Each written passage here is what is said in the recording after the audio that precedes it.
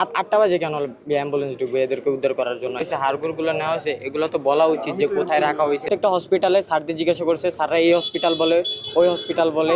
তার নাম সামিন, হ্যাঁ। তার বোনকে 4 দিন ধরে খুঁজতেছে, বাট পাচ্ছে না। সে নিজে ডিএনএ টেস্ট দিয়ে আসছে। প্রত্যেকটা হসপিটালে স্যারদের জিজ্ঞাসা করছে, স্যাররা এই হসপিটাল বলে, ওই হসপিটাল বলে, বার্ন ইউনিট বলে, সব জায়গায় খোঁজা শেষ, তারপরেও পাওয়া যাচ্ছে না আর কি।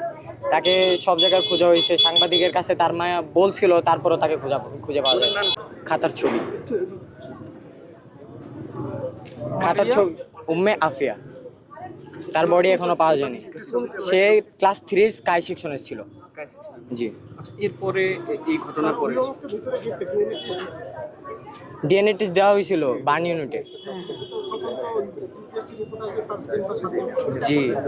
তারপরে এখনো বলা হচ্ছে যে অন্যান্য হসপিটালে যেতে, অন্যান্য হসপিটালে খোঁজা হচ্ছে।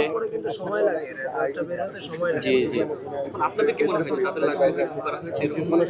আমাদের মনে হয় কি, মনে করেন যে বডিগুলো নেওয়া হয়েছে, হাড়গোড়গুলো নেওয়া হয়েছে, এগুলো তো বলা উচিত যে কোথায় রাখা হয়েছে, বা আপনারা ডিএনএ টেস্ট দিলে আপনাদের লাশ পাবেন, এই সিউরিটিটা তো দেওয়া উচিত।